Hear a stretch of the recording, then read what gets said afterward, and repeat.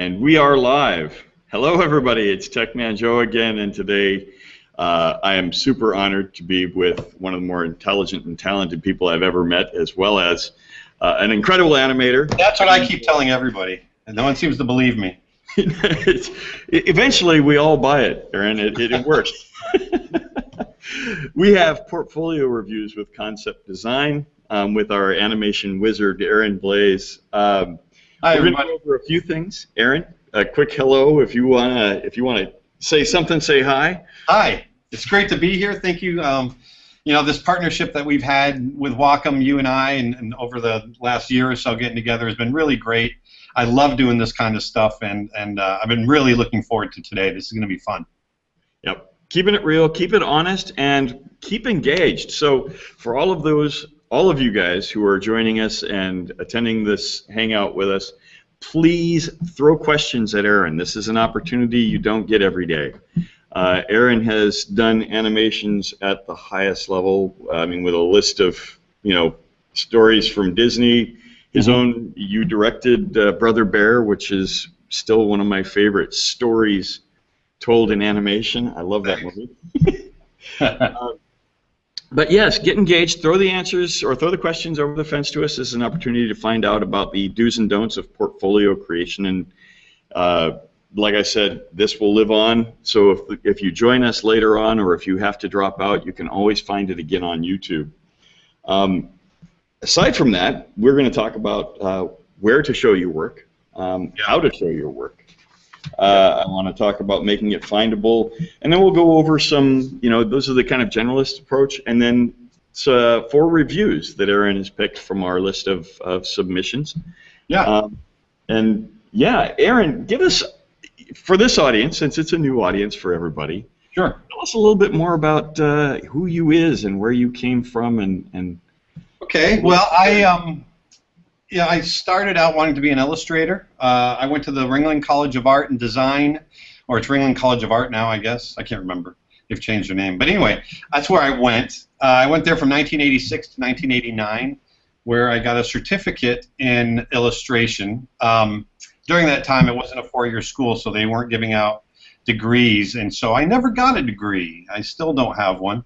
But during that time, after my 2nd year, I didn't want to freelance illustration. My dream was to go to National Geographic because I love doing nature subjects and animals and that sort of thing, but they didn't have on-staff illustrators, and so I just kind of happened to fall into this Disney thing. Disney was coming to the school and interviewing, so I put together a portfolio and I got in, and that's when I was paired up with a guy named Glenn Keane, who was a big animation guru, who's one of the best in the industry.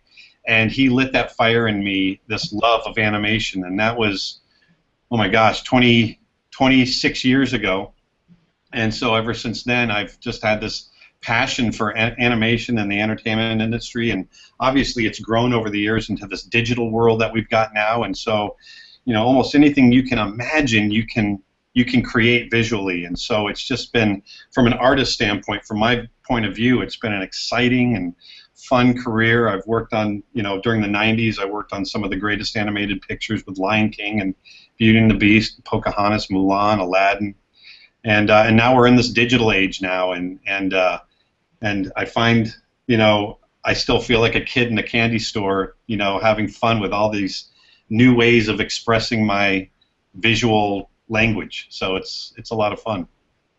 You summed all that up so well. I mean, You ran through a list of Disney and Disney movies that my wife and I collected and watched long before we had a child. So yeah, they're my kids are so jaded. They grew up through all that stuff, and they're like, oh yeah, whatever. But now that I'm a grandfather, my daughter has a son. Now she understands, and so it's pretty cool. She gets the value of seeing the world through a kid's eyes, and somehow he likes showing my grandson his grandfather's movie that he directed. So it's kind of cool. So I mean, without going off on a complete tangent, so sure. I was down at Ringling 6 months ago or so. We've done some interviews at a number of great colleges: Ringling, Sheridan, SCAD. But while we were down at Ringling, Pixar was there. I mean, just like you said, Disney was there when you were when you were a student, yeah, Pixar was there, literally looking at the students' work. I mean that. Yeah, Ringling is really become one of the top schools. I say become, but it's been, the last 20 years they've become one of these top schools for a lot of studios, animation studios, a lot of commercial houses, gaming companies, that sort of thing to recruit from. They've got a great program there. Obviously, I'm an alum, so I'm a little biased probably, but I really love what they've become since I left over the last 25 years. And I got to tell you, every time I go there, whether I'm lecturing or I'm looking at portfolios or whatever, I'm amazed by the talent that is coming out of there. And not just Ringling. I'm amazed by the talent of, the caliber of students coming out of any of the major schools. It blows my mind what students, at the age of, 21, 22, 23 years old, what they're able to do coming into the marketplace now. It puts me to shame, and it makes me want to work that much harder because there's so much to learn out there, and I'm just blown away by not just the artistic caliber, because that kind of stays steady through the years, but the technical abilities of these students coming out now just blows my mind. The aptitude of yeah. I mean, it's well, and one of the things I want to make sure is said ahead of time. This is about portfolio review, but it's also about art as a whole. This is, yes, Wacom gives you the tools to make things digitally, but art is created. And Aaron, I love the fact that when you do your paintings, and I want to give you some props to where people can find more about Aaron Blaise. Sure. But when you do your paintings that you share them. Half the time they're done digitally on a Cintiq or a companion, and then the other half the time they're done traditionally with paints. Right. Well, that's the beauty on location. Yeah, that's the beauty of this digital age, is that I fought it and fought it and fought it. I was a traditional pencil guy. I was afraid of going digital, to be honest. I was afraid of the software. I was afraid of Photoshop. And it wasn't until I had to direct a digital movie that I was developing that I thought, okay, I better start learning. And all of a sudden, once I got over that fear, this whole new universe, my brain just exploded. And all of a sudden, I just knocked my camera off my then all of a sudden I could anything I could think of, I could create. And then all of a sudden I realized that, back when I was working with pencil and paper, I could come up with ideas, but to make that pencil or watercolor painting eventually be a digital image that would be a finished frame on the screen in a movie, there's a lot of iterations that it would have to go through. But then all of a sudden I could create digitally what I wanted it to look like on the screen, and I could share that with my art director and other people on the crew. And so there's a lot less iterations to go through. But I guess the big thing, though, that for me as an artist, all of a sudden my digital work was allowing me to experiment and express my thoughts in a way that influenced my traditional work. All of a sudden my traditional work became a lot more confident and freeing and experimental and that sort of thing. So I've grown, I think, exponentially as an artist, in the last 8 years since I went over to the digital world. And speaking of digital, and since this is a portfolio review, mm-hmm. I mean, kind of looping back into the whole portfolio side of things. Sure. What are you seeing as far as the frequency of portfolios being created in analog or digital, or are you seeing, or have you seen kind of a hybrid? There's definitely a hybrid. It's rare to see any, analog, if you want to call it that, hand-drawn on paper, pencil, that sort of thing anymore. I never see that anymore, really. Let's go with acoustic. The closest I'll see probably is, people will supplement their portfolios with scans of their sketchbooks, pages out of their sketchbooks, which is always great to see. I love to see how people think and how they draw from life. That's always a true indicator of how adept artistically someone really is. I mean, you can try to cover up a lot of artistic inadequacies, I guess is a harsh way of saying it, with a lot of flashy stuff, but when someone sits down and they have a pen or a pencil and they're drawing in their little black sketchbook, everything is, they bear everything, and you can really see the ability to come through or not. So I like seeing that kind of stuff. Sometimes they get a little heavy with that aspect of it. But it's always nice to see a little supplement of that. But anyway, I'm rambling. The thing, so what I do see a lot of now are these beautifully presented, digital portfolios where, it's a pleasure to go through them, and, more often than not, at least by the time they get to me, because a lot of times they'll get screened by other people, I'm seeing, the level of professionalism from students now has gone through the roof, and so things are very, very, on the whole, professionally presented. And I'm obviously at Ringling, and I'm sure at other schools they've got classes to take you through, the way to put together a portfolio on a website and all that kind of stuff. So I'm gonna lead off with both Sure. a plug for something you're doing, and at the same time, I think a good way to wrap a generalist. What are the bullet points that you need to think about when you're building a portfolio? Yeah. Me recently pitched, and in fact, I see the poster behind you. Yeah. Art Story, a movie that you're working on now. Talk about the bullet points of what you had to create in order to pitch. I mean, effectively, you're creating a portfolio to pitch a story, right? True. It's different, but it is. I mean, you're selling, rather than selling myself, which is what I'd be doing with a portfolio, I had to sell an idea, a story, and that sort of thing. So it's all about the hook. It's all about, capturing that viewer, that listener, in the first 5 seconds, and so the hook of our story, which is kind of the one-line explanation of what it is. Art Story is about a grandfather and his grandson, and the grandfather is the last in the line of the Da Vinci's, and he has Leonardo's magic brush. He still has it. It's been passed down from generation to generation, and that brush gives him the ability to step through the frame. He can actually step into the world of paintings.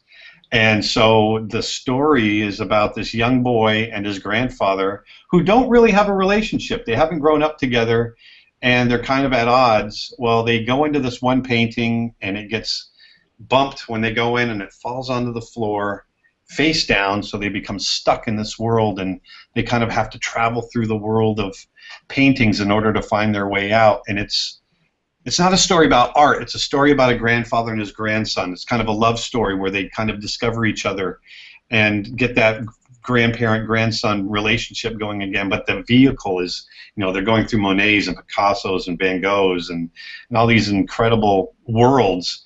One of the great conceits about the story is that with each world that we go into, with each artist, our characters take on the look of that artist's paint. So you go into a Picasso, you're going to have two eyes on the side of your head. You go into Van Gogh, you're going to be all rough, paint strokes and that sort of thing. So there's, from a visual standpoint and from an artistic standpoint, with a bunch of artists making this, it's kind of a dream come true. That's so cool. Yeah, I love the story. And just before we move on, I also want to make sure that you get a chance to share where people can find more about you and the education you share, because you are one of the most consummate educators and inspirators. Does that work? I mean, you're yeah. Well, I've got two partners that I brought on. I've got a partner named Nick Birch, who's been my right-hand man. He's just fantastic, and we've been working very closely together, along with Clint Weldon, and we all have a philosophy. And this is my one little rant that I'll throw out there. I really can't stand how expensive art school has gotten. I love all the schools out there, but I'm sorry, your tuitions are too high. And so I've kind of made a mission to not pull away from those colleges, because I believe in everyone going to college, but I really want to supplement. I want to share my knowledge. I've got 30 years of doing this kind of stuff, and you know what? There's a lot of kids out there that can't afford 40 grand a year, or can't, don't have access to the scholarships and that sort of thing. And so we had a mission statement when we put together the Art of Aaron Blaise, that let's even if it's just a tiny little bit through our YouTube videos or our tiny little $15 tutorials on my website, maybe we can help some of these students out. Maybe there's a kid somewhere that's not going to art school that should, and maybe they'll get a little bit out of it, and it'll inspire them. And so that's what we've been doing, and it's been paying off. We're getting out to a lot of different people. I've got a YouTube channel called The Art of Aaron Blaise, so just go on YouTube and look up my name. and subscribe to it, because every week I try to get out a new art lesson called Aaron's Art Tips. And then I've got a website called Creature Art Teacher. That's the URL.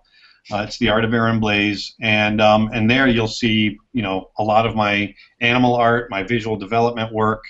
I've got tutorials there for purchase. I've got all kinds of stuff there. So, and then you can follow me on Twitter, Instagram. I'm doing the whole social media thing. Yeah, no. So, and then those two, the Twitter and Instagram, those are Aaron Blaise Art.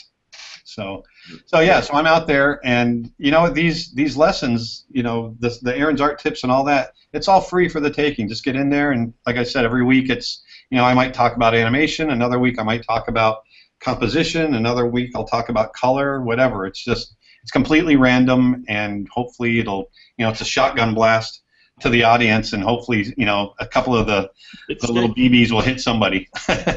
No, and it's one of the things that I've always loved about interacting with you and kind of your mission is we need more creativity. I mean, yeah. It's sad to see what happens or what's happening in the schools across the country, across the world, and yeah.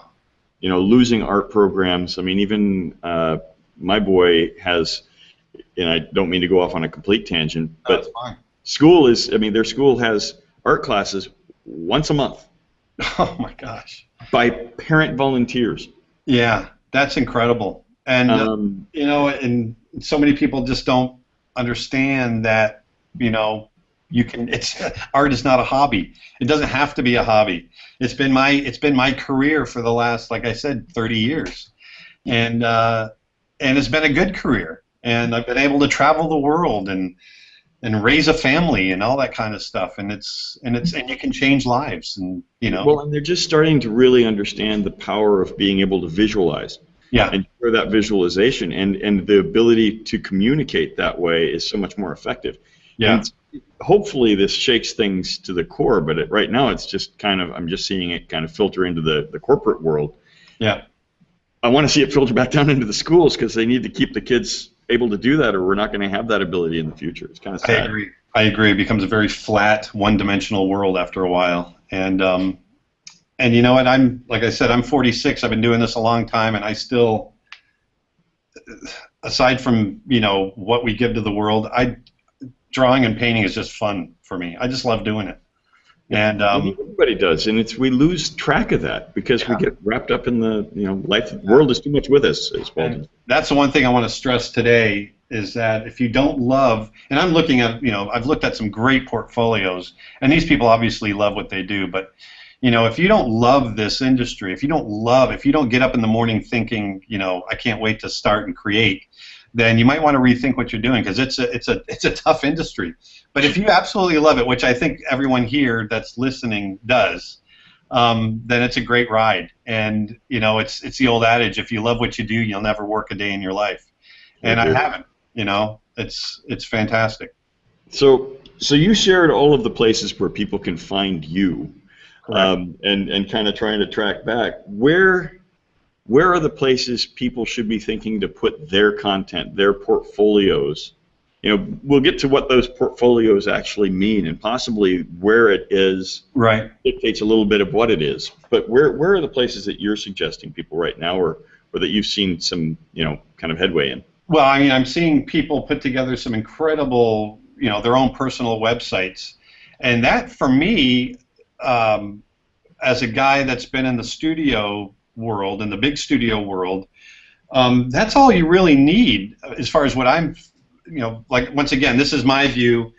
My view is probably this much of the pie compared to how So a lot of different people in my position will give a lot of different pieces of advice. But from my point of view, a great website that I can be directed to, that that artist has control over and has the ability to create something, a presentation that's going to knock me over, then that's the best place to do. That's where you show your work. Put together a website, and make that website a simple URL. It's your name or something really easy to remember. Otherwise, it's I'm sitting there going, what? I'm calling my assistant. What was that again? I can't. And so it's got to be an easy website to remember. Yeah, and you and I had talked about this a little bit in the lead up. It's a form of marketing. You got to remember, you have seconds to Yeah, catch their attention. yeah. So one of the questions That was just real quick. That's I think I'm going to focus on that, and it's the most basic of all. But we really, at the end of the day, if you're walking in a museum, in an art museum, imagine the paintings that you stop at, and it's that emotion, that simple emotion of catching your eye. At the end of the day, bottom line, that's what the portfolio's got to do. That's it. And then just get me to go, oh, and then start going through it and checking out the gallery and everything else. But you got to hit them right in the face with those first images. You know, I've learned so much just as we've kind of tried putting together all of the whole project around portfolio design. And really what's come to the forefront is the control you get out of your own website. Mm-hmm. You control what they see, when, and what. I mean, more importantly, the what, but right. When they see it. I mean, do they see it at the landing page, or is it like the first thing that they click to? Once you've got their attention, yeah, that's when I guess the sites that I was kind of thinking you were going to go to, with Behance and ProSite and Tumblr and 500 Pix and Folio. Yeah, I'm sorry. You know what? I'm still outside of that world a little bit, and so that would be great. I mean, that's great for you to bring that. Yeah, I'm still kind of new to that, to all of that kind of stuff. I mean, I'll see stuff on Instagram and that sort of thing, but Behance I'm still very new to. I'm still trying to figure out in Tumblr and all that kind of stuff. So, you know, that's wonderful. At the end of I think that this is where we will find some agreement, is be careful what you put out there. Yeah. You know, the other side of the coin is those other sites can be avenues into your portfolio. Yeah. So, you know, think of those as opportunities as well, I think. Once again, I don't mean to be telling you this. Exactly what we were just talking about. Put that, you know, if you want to spread out your stuff to be bait to pull into your site, then put out some of that best work that I was talking about, the stuff that's going to catch someone's eye and go, oh my gosh, who is this? And then makes them want to investigate further. And I want to acknowledge that there are some people asking questions, and I will get to them in not the order in which they came in, but when it's most appropriate. So please keep the questions coming.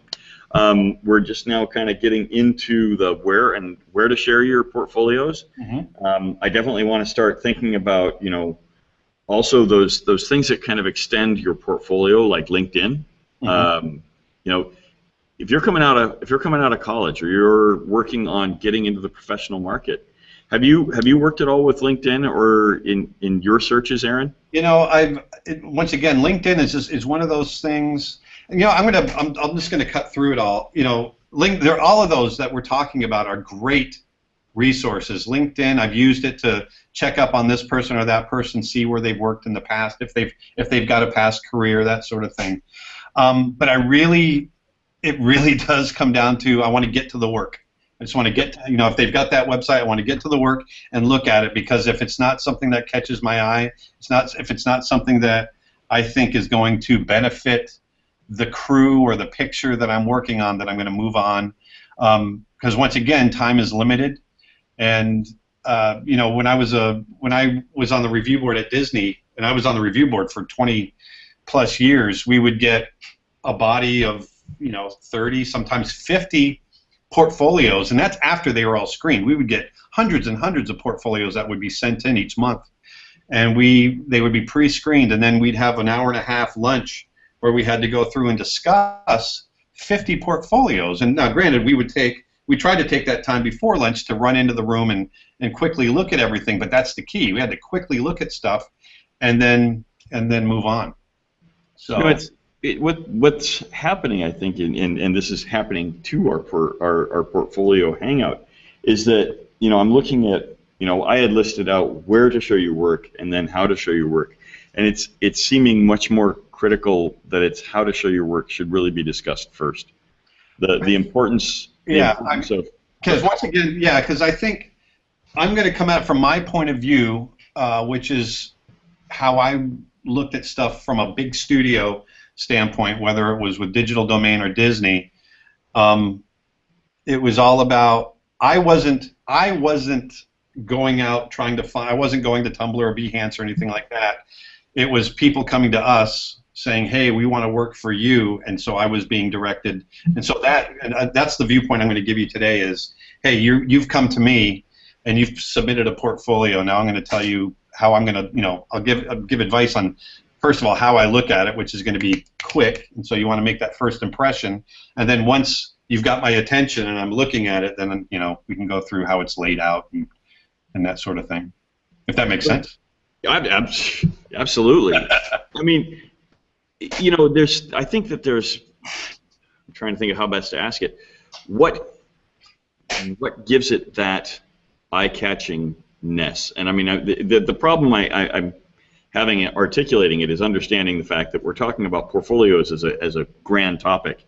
Right. And a lot of the questions that are coming in is, Jack had a question about what, any advice for a clean viz dev portfolio, and then I've also got questions about creature design and character design. Right. So let's go ahead and make that distinction really quick. So obviously, we're talking about portfolios in the most general term. Now, under the umbrella of portfolios and under the umbrella of portfolios from the world that I come from, we're going to look, you can look at a portfolio from an animator that's going to consist of a lot of different reels. You can look at a portfolio from a concept visual development artist, which is going to consist of any number of things, which might be environmental design and prop design, character design, that sort of thing. There's a storyboard portfolio which is going to be full of storyboards. So any of those has got to represent the best of your ability, obviously. And I know that's a very broad term, and it's all very subjective, but it really is. If I'm looking at a concept artist portfolio, I want to see concept work. I want to see variations on the same theme. I want to see the way you think. I want to see, interpretations. I want to see color, different stabs at a shot, but different color schemes. And I want to see how you understand color. I want to see how you understand composition. I want to see how you understand value structure, that sort of thing.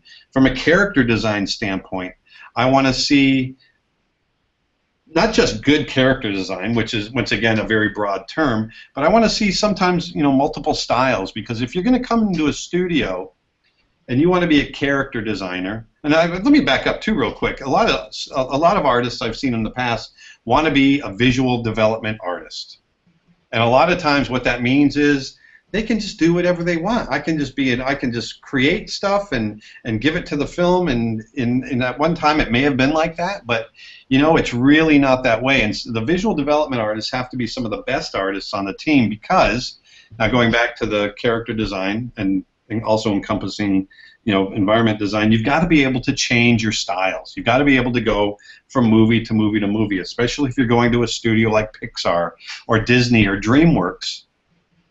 Those are places where much of the time they're hiring staff hires, which means you're there from movie to movie to movie. You're not on for one movie and let go. And so if that's the case, then you've got to go from a style. Let's say, I'll go back to the 2D days.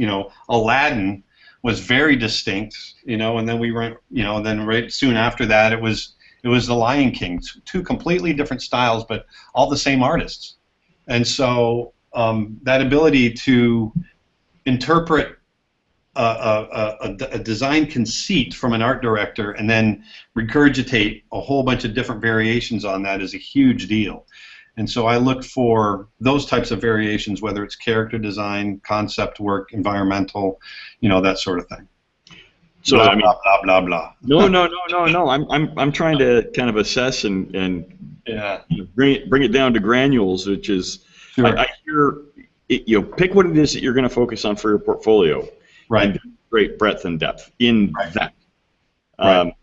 If you are more than that, great, but deliver both breadth and depth. Yeah, figure out what it is that you're interviewing for. What is it that you want? Do you want to be a rigger? Do you want to be a modeler? Do you want to be a character designer? Do you want to be an environmental designer?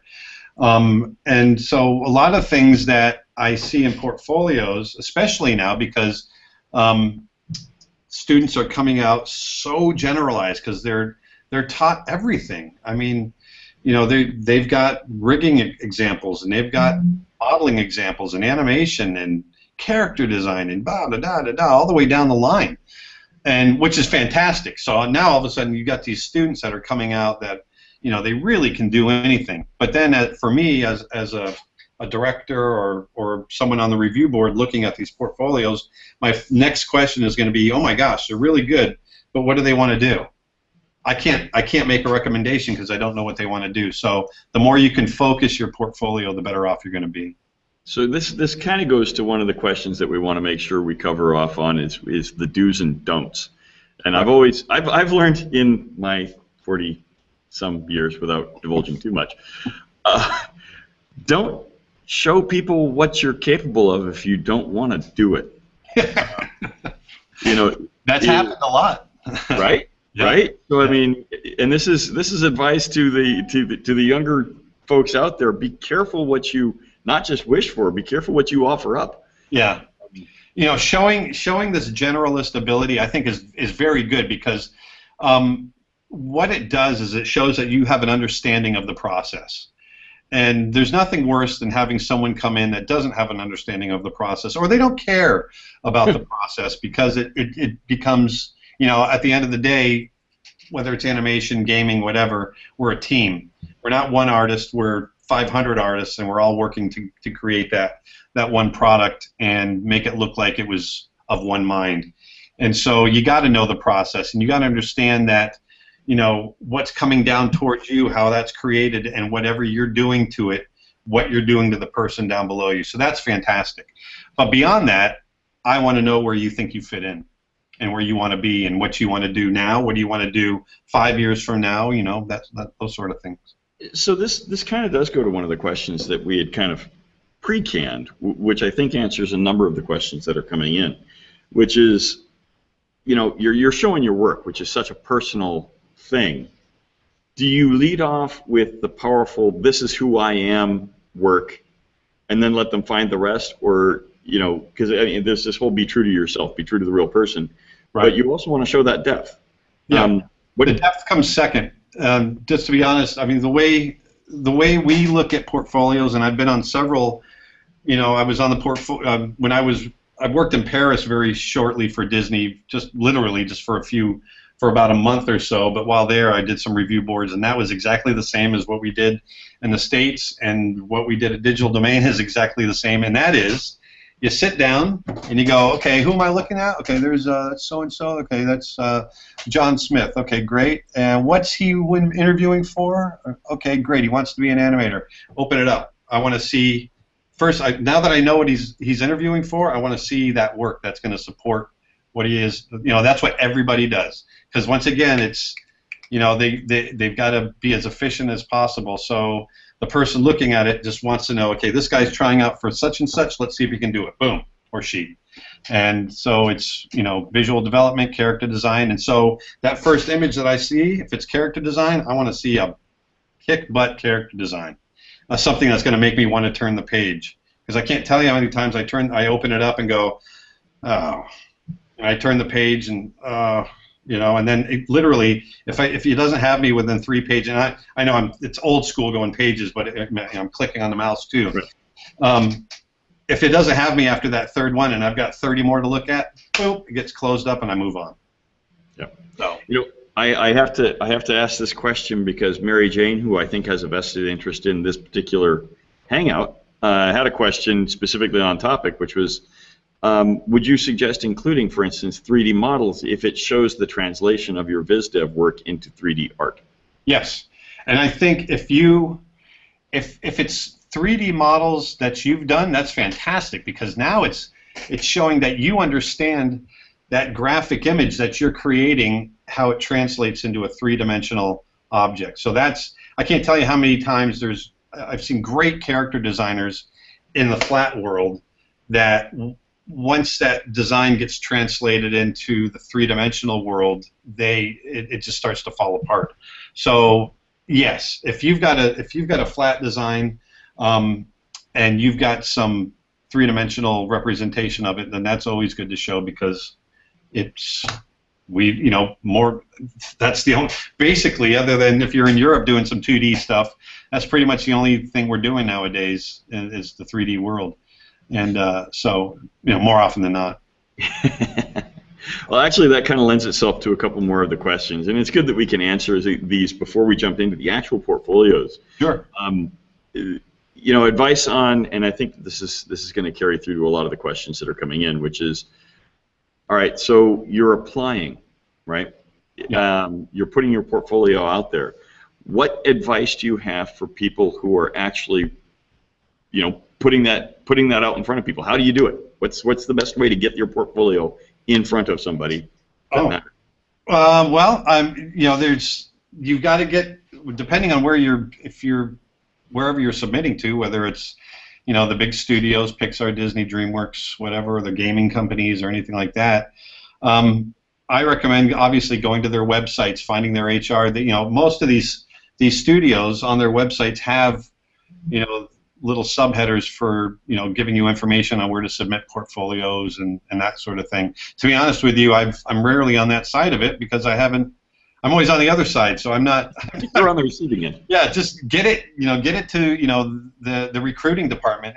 All these studios have some sort of recruitment area where you could access through their website and that sort of thing. And then the other thing too is if you get rejected, which 9 times out of 10, there's very few portfolios that get taken. Which means the rest are rejected, and I hate the term rejected, but they're not taken. Hopefully, those studios will give some constructive criticism. They'll say what it was lacking, they'll say what could have been better, that sort of thing, or at least we always try to do that. Listen to it. Take it in. Step down, be humble. And I can't tell you how many 19 or 20-year-olds that are, have argued with me about what it is that was or wasn't in their portfolio. But these are people that are hiring for a specific movie or a specific whatever, and it doesn't mean that your art is bad. You just may not have fit in. But listen to what it is that they're saying and take it to heart and step out of yourself. It's a hard thing to do, but step out of yourself and look at your portfolio from another person's point of view and take that advice and redo it and resubmit to other studios and that sort of thing. So, take that advice. It's hard to keep your ego out of the way. I mean, it is hard. It is hard, but do it. More than any of my time in college, the work, the professional world is brutal. And for lack of a better way of saying it, if your work sucks, people are going to tell you it sucks. And you got to go back to the drawing board and do it over. So it's time is money, and no one's going to waste time sparing your feelings. and that's actually a good thing because, heaven forbid, you waste time finding out you suck. Right. Now, granted, I mean, not everyone's mean in the industry. But, sorry, I didn't say that out loud. But it is. I mean, it does get to a point where you got to be confident enough in your work that when you put up an idea and everyone goes nah and they go back to doing, you don't get, oh my God, you don't get taken out. You get you can just move on and create something new. But we all want to be told why our ideas were rejected, not just a shove off. So that's cool that the studios that do provide that feedback do it. I mean, and I know you're one of those people, so that's always, I'm sure, appreciated. I want to bring up, Joshua asked a question. This is about kind of how the presentation takes place. We've talked about what to present. Right. Joshua says, when looking at a portfolio website, what is your opinion on the layout of the page? Clean and simple, or do you want punch? Clean and simple. The punch should be the work. So I just want, to be honest with you, if I could just look at a black screen with an image right there, then that's great. I don't need all kinds of fluffy stuff in the borders and all that kind of stuff. I want to know, if you have information about maybe there's some specific information about this particular piece of work, whether it's, you were trying for this type of design, or the art director maybe you're the art director, had a certain design conceit that you were going for, and this is what you were trying for. Those types of things. If other than that, just let the work speak for itself. I want to see it as big as possible, and I want to be blown away.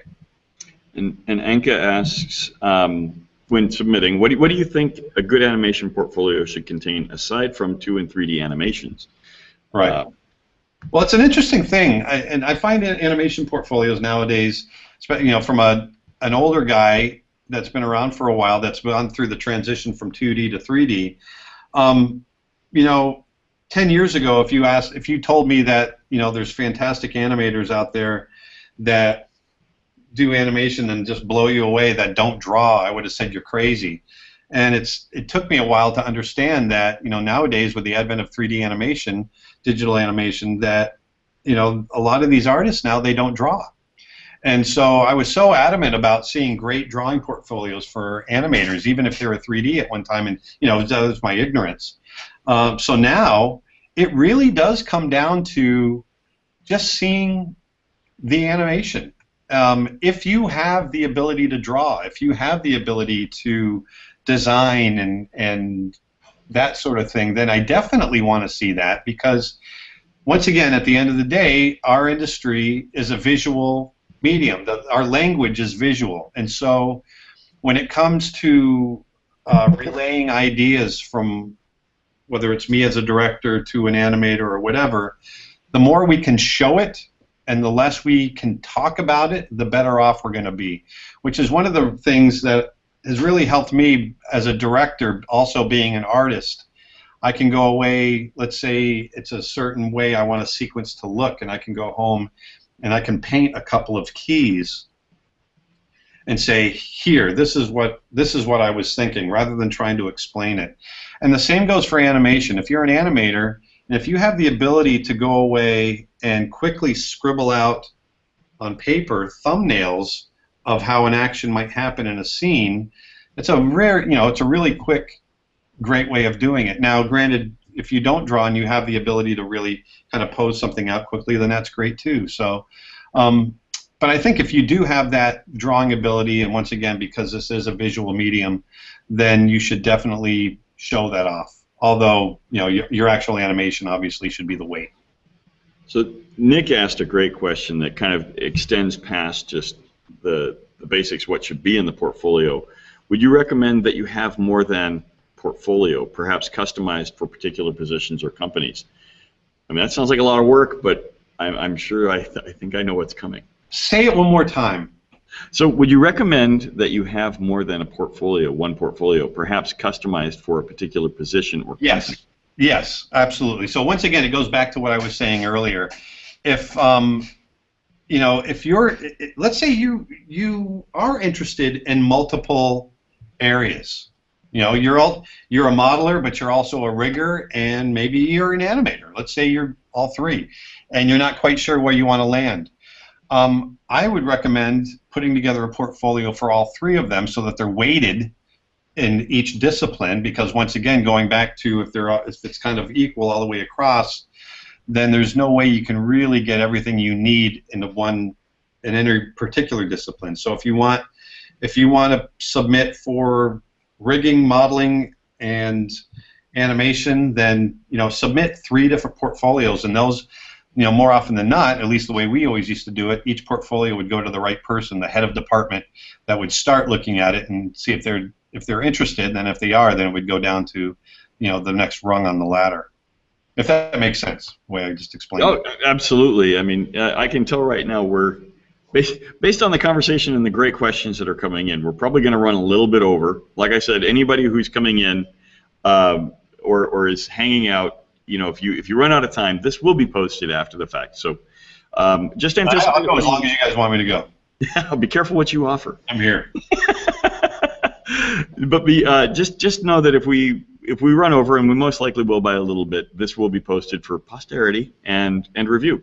Cynthia asked a great question. I want to get to her question before we jump into the actual reviews that we are going to do. Sure. And I love this question because it lends itself to jumping in, which is, I'm a self-taught artist, and all I've learned was through the internet, books, and personal experience, which I guess she has you to thank, because there you go. You're the one sharing this sort of thing out there. Since I can't afford this kind of education, is it possible for me to find a job in the industry? And I think we all know how to. Yeah, I mean, it's possible, but I'm going to be honest, it's highly unlikely. So you got to really work hard at it. You know, the great thing about college, which is why I said earlier I don't want to pull from the student body of any of these other schools, is that you're getting the lingo, you're getting the technical side of things, and you're interacting. That's the biggest thing, to interact with like-minded people that have like-minded goals and that sort of thing. You grow exponentially. You grow so much quicker because you're bouncing off of other people. Now, if you don't have that ability, if you are self-taught, like you say, then the burden is put on you to try to find those resources, whether it's YouTube or find those friends that are like-minded, which is very difficult to do when you're in an isolated area, if you might be in an isolated area. So once again, it's not impossible, but you really do need to fight hard to get not just the artistic ability, because I mean there's a lot of raw talent out there, but it needs to be honed and developed in a way that a lot of times only a school can do. And you've got to understand, especially now with the technical world that we're getting into from an entertainment standpoint in our industry, a lot of that stuff it's very difficult to learn on your own. You got to go to school. Well, I hope I didn't disappoint you.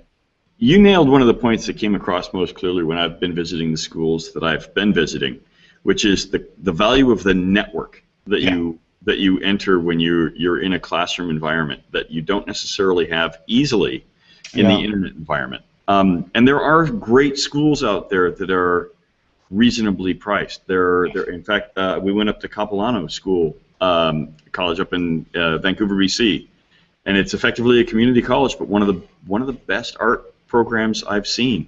Right. Amazing work come out of there. And there are, like you said, there's ways of getting that education. I think, if you can't afford that tuition, figure out what it is that you want to do, whether it's animation or modeling or rigging, and let that be your focus and just dive into it and find, every resource that you can that's going to give you the information that you're looking for and the education that you're looking for, because you can find it. It's out there.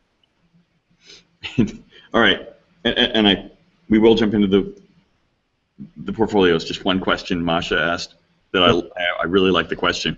Would you still suggest sending a portfolio for what you want to do, even if the student or studio isn't looking for that position?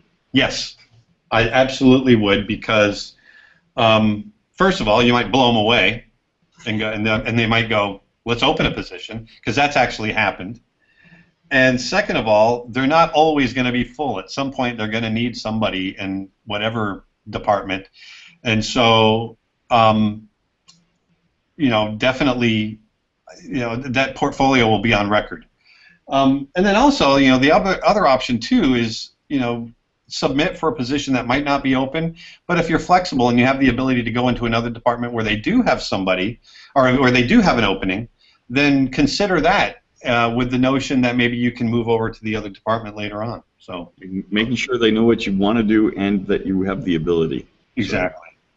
So one more thing, real quick. Okay. Because it's a tiny little segue to another old man thing. That is, get used to the idea that you're going to start at the bottom and you're going to work to the top. And once again, I'm going to sound like the old guy.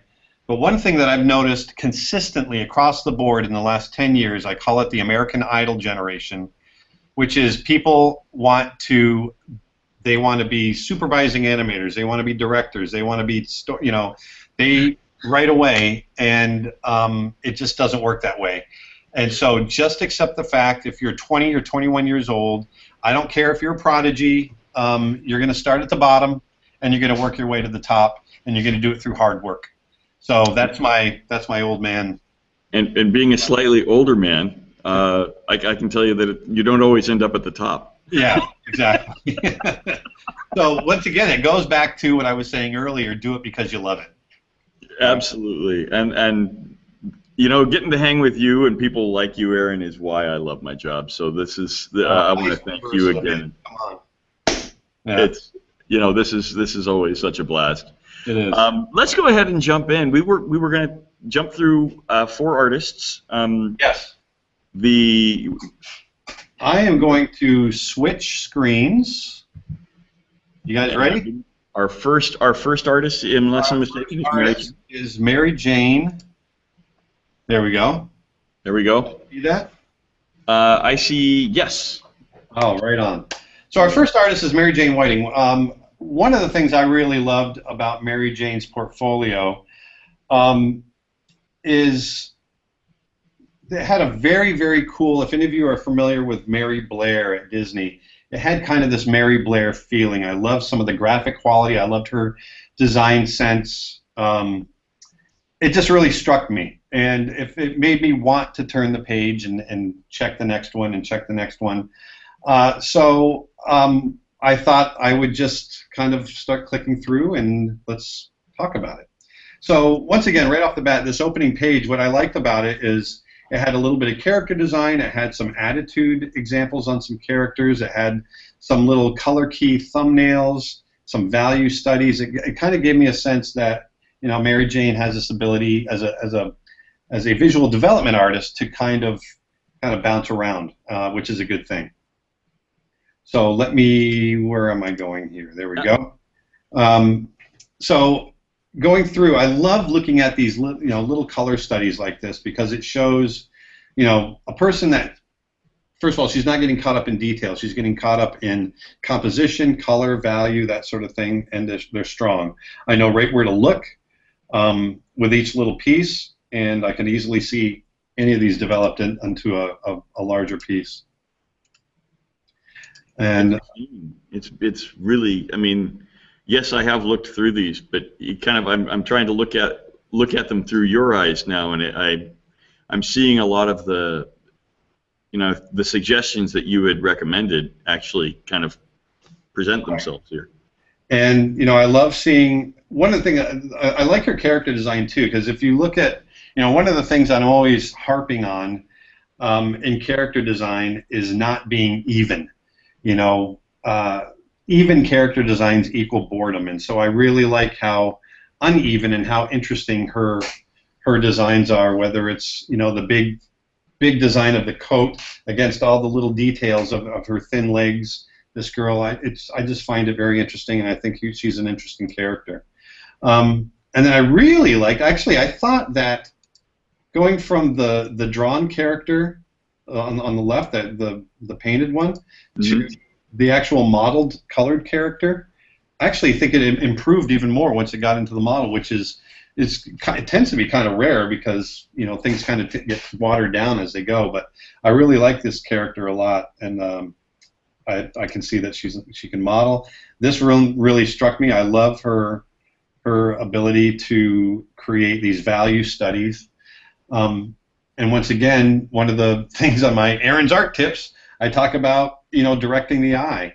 And here, I knew exactly where to look. The area of greatest contrast, there's great composition. Everything really worked for me in here. So I can see that she understands composition. I love her exploration of character. And not just that, this character is a completely, in my mind, a different style than what I looked at earlier, although it's probably for the same piece. These characters all feel like they fit in the same world, but they're completely different.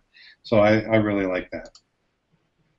Once again, I like seeing different attitudes. I like her palette. All of this stuff. I mean, I can fly through. I know we've got. Yeah. Well, let me jump back here real quick. And this is another one that I was talking about earlier. I love seeing, and this is a very quick version of what I was talking about earlier, but exploration and looking at different color schemes, value structures, that sort of thing for the same composition. I love seeing that kind of stuff. I love seeing that kind of exploration. I like to see how people think. And so anyway, I like seeing this kind of stuff. Yeah. I like the fact she went with a Volkswagen eventually. Yeah, exactly.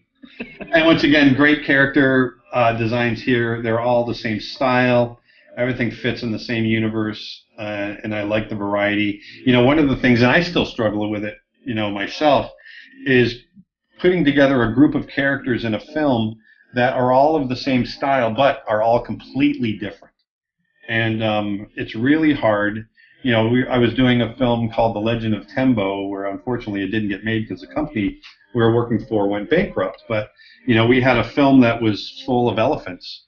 And, you know, we had, I think, probably 8 or 12, you know, primary characters, and they all had to be very different, but all fit in the same universe. So that's not easy to do. So these are great. You know, I would definitely want to see more, if not offer an entry-level position to Mary Jane. Hordes of variety in the characters, and I'm always just amazed at the talent. And I was floored at the talent of the schools I went to. It was most of them, especially like when I went to Ringling, it was like high school, only everyone was talented and smart. Yeah. And humble. That was the most amazing part about the art schools, is because they are all there, and there's so much talent. You can't have the ego. It's just not available. Exactly. So, but beautiful work, Mary Jane. I got it. I'm going to run through this reel just very quickly. It's a short reel. Mm-hmm. We are going to. I'm going to let it.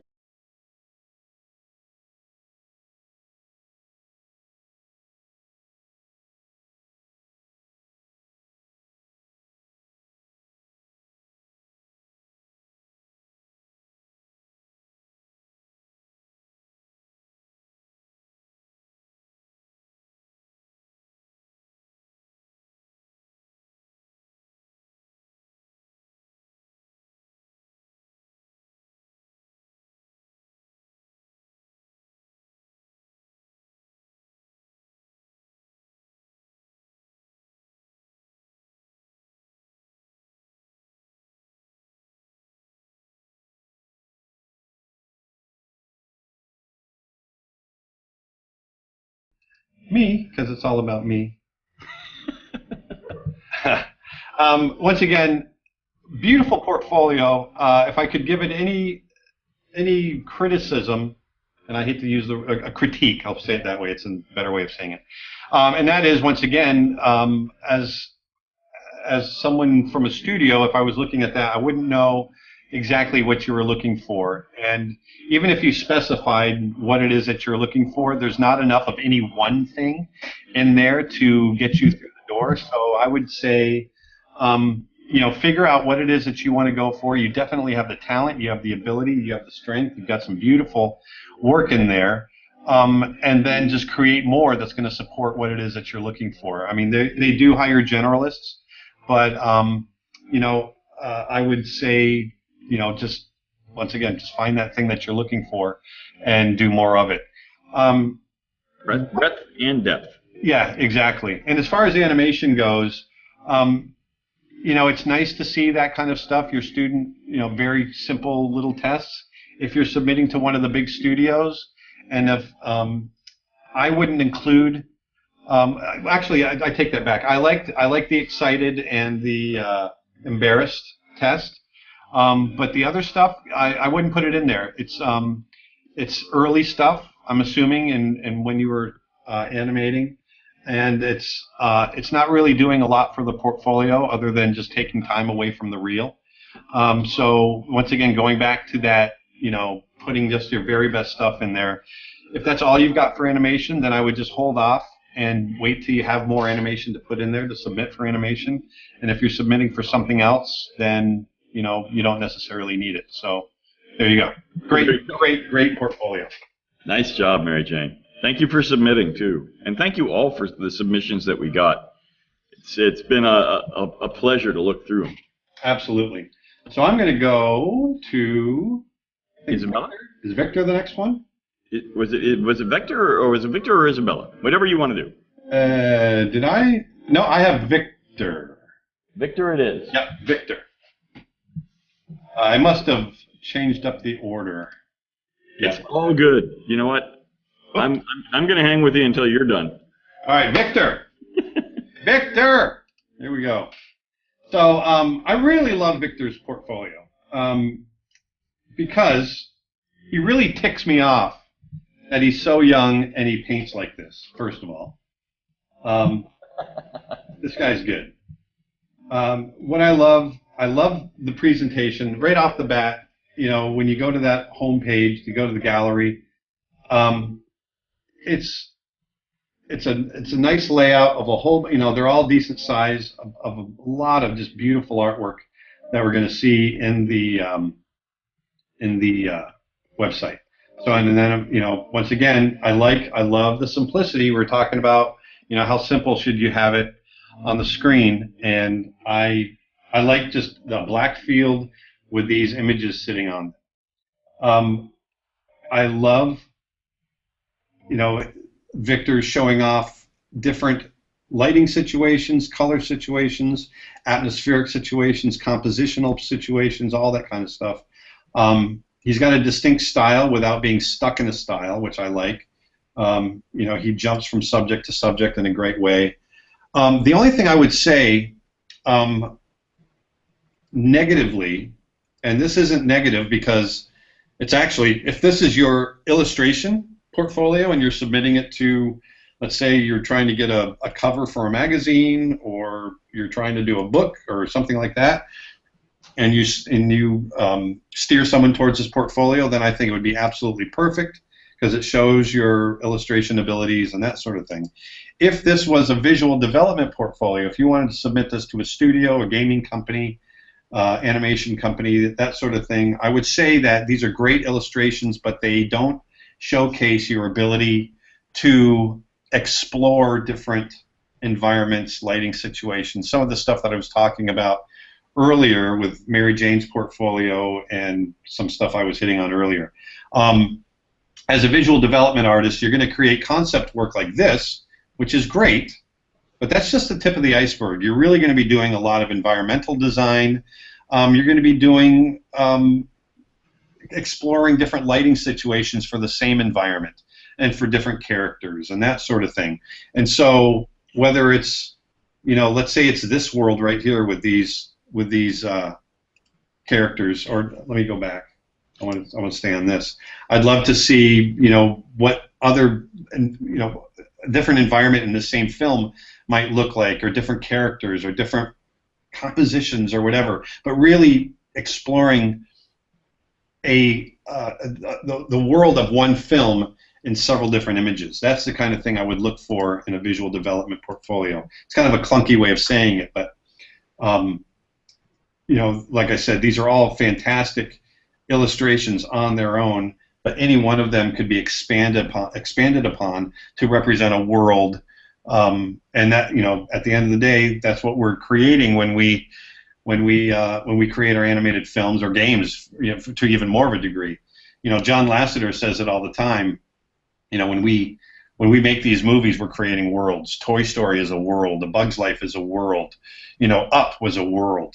And so those are the kinds of things that I want to see in a visual development portfolio. Fantastic, beautiful paintings. Once again, you annoy the hell out of me for being so good at so young. But once again, if it's an illustration portfolio, I think it's strong, and it's only going to get stronger as you add to it. If you want it to be a visual development portfolio, then I would recommend expanding some of these worlds and explore them more through imagery and that sort of thing. Actually, if I could just interrupt on that image that you're looking at right there. So let's just talk about when you talk about exploring. Yeah. You're talking about sharing kind of not just the final, but the process of getting there effectively, right? Yeah, and sometimes it's not even the process of getting there, because a lot of times we're not. It's just providing choices. It's providing choices for an art director. It's providing choices for a director, and so, you know, for personal experience, when we were making The Legend of Tembo, I had a fantastic art director, and she would, when we were just picking, you know, texture and color of our main character Tembo, she gave me like 13, 14 different choices. Nice. You know, and different lighting situations and that sort of thing. So it's all about just really, as a visual development artist, you are developing the visuals. You're developing, and the visual is the world. So, you know, you're the person, other than the story artist, that is first to take the written word from the page and create an image. And so, you know, we want to see, and just like anybody else reading a script, you can have 15 people read a script and there's going to be 15 different variations. So, you know, you have the ability to make that definitive choice. And so by doing that, by providing these different choices and that sort of thing, it makes the job of the art director and the director a lot easier, if that makes sense. Absolutely. And in fact, Sam asked a question that I want to kind of point out, in my opinion, and I'd love to hear your opinion on it, is the nature of traditional versus digital. In my opinion, it gives you the opportunity to create iterative versions that let you explore very quickly, because you have all the framework and you can just repaint or relight or anything along those lines. Right. Sam asked, which do you prefer, traditional or digital? That for me, it's like asking me if I prefer oil or watercolor. To me, they're completely different mediums. One of the things I love from the entertainment side of things, not from pure artistic side of things, one of the things I absolutely love about the digital world is just what you were talking about, the speed with which we can make changes and experiment and create choices. You know, back in the traditional days, we still did all kinds of different thumbnails and color studies and different variations on different situations. We just did it with paint, you know, whether it was gouache or acrylic or even watercolor at times. So we were still doing the same thing. It just took a lot longer, and you sure as heck didn't want to make a mistake. So, you know, the digital world is much more forgiving, and you can explore a lot more and more quickly. Well, and that gives you more people. You know, you and I talked about it in the last hangout long ago, where we talk about the loss of the happy accident, and it isn't a loss; it's an opportunity. You have that much more ability to explore. You can build on the happy accident, or you can just Command Z the happy accident. Exactly, and that's been the biggest growth for me in my work as a digital artist, is just, you know, having that ability and the confidence now to just say, hey, I'm going to try this because I know I'm not going to hurt it. And all of a sudden I'm doing stuff that I never would have done before because I was, you know, I didn't want to ruin a canvas or a piece of illustration board. So, you know, it's great. So for those of you who are still on board, thank you still. We have 2 more portfolios to go through. Yes, we realize we've gone over time. If you have to bail, you can always find this in post up on our YouTube channel. And I'm going to go ahead and throw Aaron a plug. Aaron's art tips are out there, and we will make sure to revisit at the end where else you can find Aaron Blaise's work. So just letting you know, we know we're running over. Thank you for hanging, and thanks for all the great questions. Aaron, who do we have up next? All right, we have Mikhail up next. Mikhail Mujica or Mujica? I'm sorry, I'm probably butchering your name, and I apologize 1,000 times over. But I chose Mikhail's because I love, first of all, he's a great artist. I love his exploration. I love the presentation of this portfolio.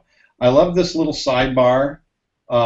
It's very, very easy to navigate. You know, I like that I can go and click on any of the images, make them big. I like how each character has been thoroughly explored.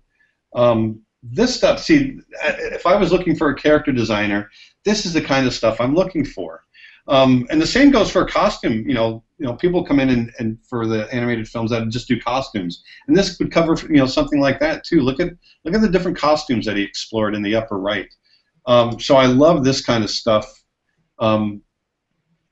Just this ability to go through and click on any. You know, I love the exploration here of this character.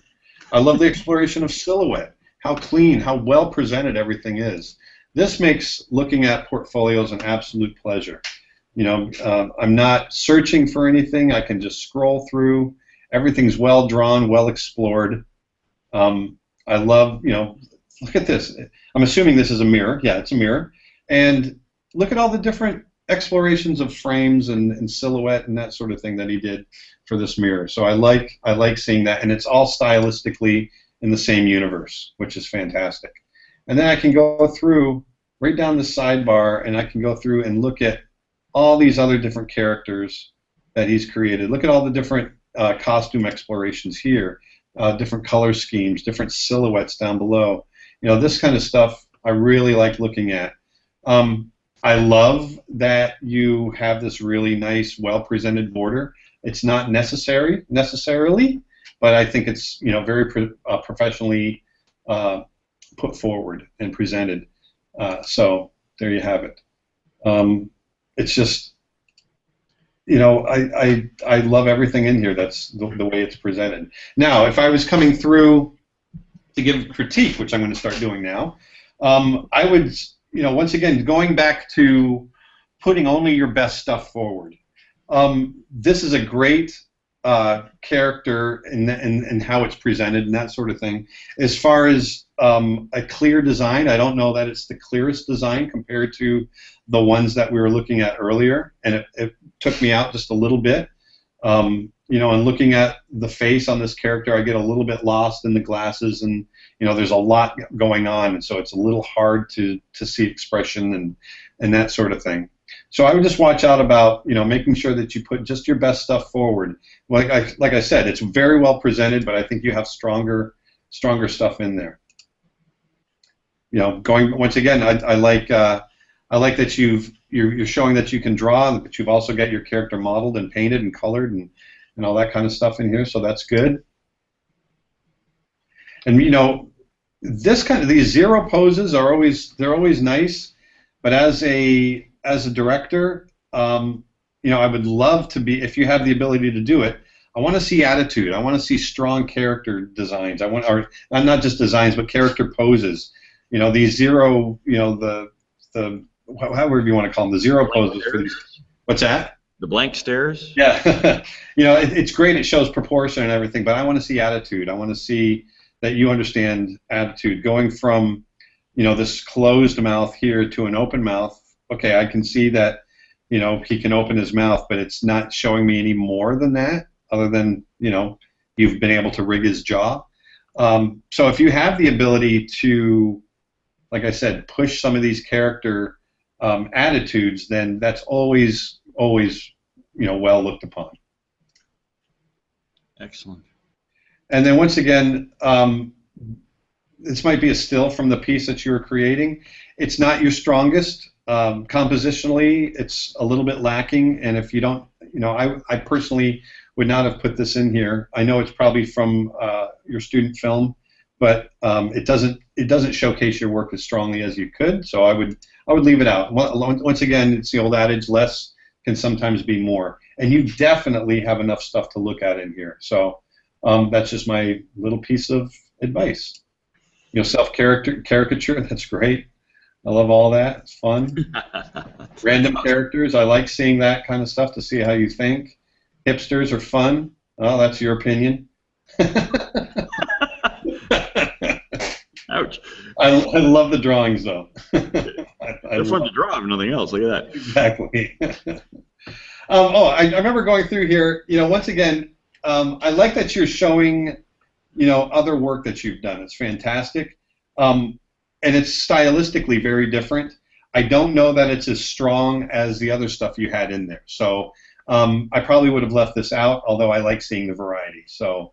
Well, and this goes to kind of what we had started the conversation as. It's great to have a portfolio, but let this exist in that tertiary environment. Right. Where people once again, going back to, if you're submitting to a studio, let's say it's DreamWorks or Pixar, and I'm not sure why you're showing me logos. That's what how I would be, other than, you know, I know a lot of younger people want to show that they've got work experience, they've been out in the world a little bit, and so they want to show other stuff they've done. To be honest with you, most people don't really care. They just want to see, can you do the job that we're hiring you for, and keep it as simple as that. So, like I said, they're really nice. They're really nicely done, but I don't know that it fits with the rest of your portfolio. So, take it for what it's worth. I love this value study. I think this is great. It's a lot of fun. I love exploring it. There's some really cool stuff going on in there. So, you know, it's telling me that you understand value. Be careful, though, when you're creating, you know, artists that you show your portfolio to at different studios and that sort of thing. more often than not, if they're on the review board, they've been around for a long time, and they're going to pick the stuff apart. You know, things like your drapery.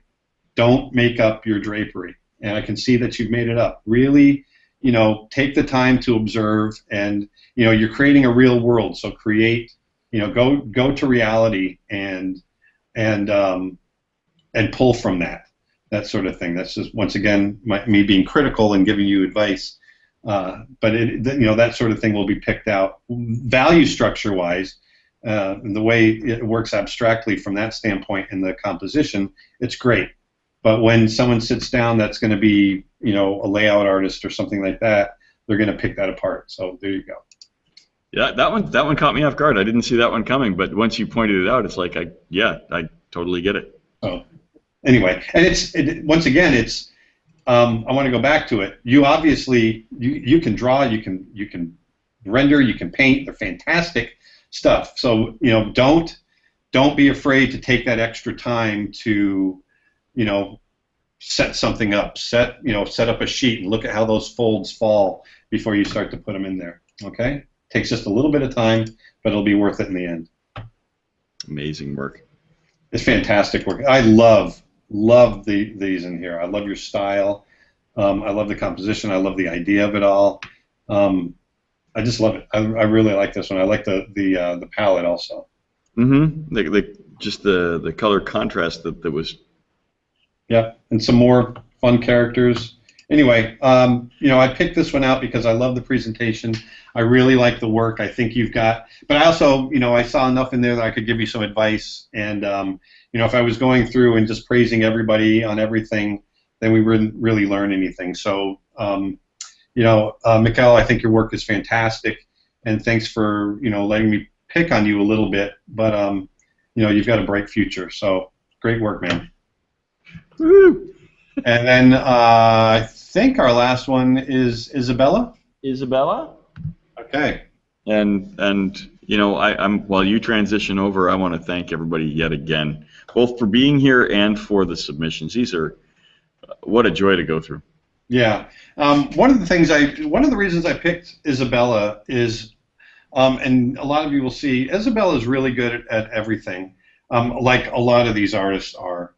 And I'm not going to have a lot of critical things to say. I do have a couple of notes on a couple of pieces, but I think it's a really, really great portfolio that's really well-rounded. But once again, before I go into it, just to reiterate what I've been harping on, it shows a little bit of a lot of different things. It shows beautiful modeling, beautiful animation, beautiful color work, lighting, all that kind of stuff. It really shows you have this incredible ability to jump from discipline to discipline. What it's not telling me is what you want to do. And whatever that one thing is that you want to do going into a studio, then you want to weight it towards that, okay? So that being said, I'm going to jump in. I'm going to play this. I thought this was a really nice little reel here. I'm going to make that a little bigger and just show, you know, I'm going to turn that down. I want to be able to, can you hear me if I talk over it? Yeah. I just won't be able to dance to it like I was earlier. So, once again, I like the variety of stuff in here. I like the idea that you're doing traditional modeling. I don't know if you're going, it shows that you can do it. I don't know that you need as much of it in there, depending on where you're going. If you're, you know, if you want to go to Leica, then yeah, maybe you'd have more of that stuff in there. But you know, I love this digital stuff. I mean, I love how designy this is, and it looks good from every angle. So this kind of stuff is great. And it's, you know, I like that you can do both props and you can do character too. Now this is a great design, well modeled. I think it's rigged well. And your animation's nice and strong. Your lighting is good in here. Because if I'm not mistaken, yeah, it says you're responsible for everything in there. So, you know, that's one of the things I was impressed with by Isabella's portfolio, is this ability to kind of do it all. This is the kind of stuff that's a real pleasure to go through. and it raises eyebrows, and a person in a studio going through this stuff will want to know more about Isabella. And going back to that criticism, the biggest thing they'll want to know is what the heck does she want to do? That's a really hard one, because that's a question, unfortunately, Isabella, you have to face first. Yeah, I'm going to turn the music off so we can talk. Yep. I'll turn it way down. And I'll be honest, it's a question I'm still struggling with at my age. So Right, and it's I hate having to tell you you gotta pigeonhole yourself. It's not pigeonholing, because once you are in the door, there is this ability, or at least from my experience at Disney, there is this, man, this is a nice design. There's a really great ability to be able to cross-pollinate and kind of go from department to department, and it's one of the things I always encourage. I love going through this stuff. Really impressed me, going from her thumbnails to these lit environments. I thought that was fantastic. Well, and this also goes to the point of what you and I were talking about earlier. The value of a personalized website is a reel like this. You show them exactly what you want them to see. Right. Exactly. And taking control of what they see that's a really strong tool to have at your fingertips. That's awesome. I agree. And just going back to a small critique at the end, right at the very end, you had this character. Where is she? With the 4 eyes. This one here. Yeah. Not the strongest stuff. I think you may have an emotional connection to it, or think it's very cool, which it is very cool, but I don't think it's as strong as the other stuff that you had in there. So I probably would have left it out. And also, I like your environmental stuff in here. I love your color. It's a bit, from a compositional standpoint, it's all a bit even.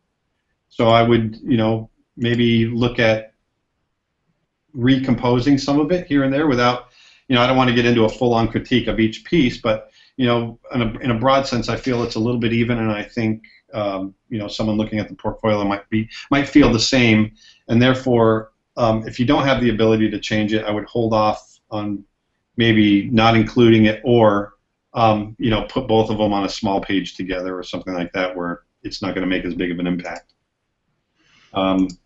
There. Well, wow.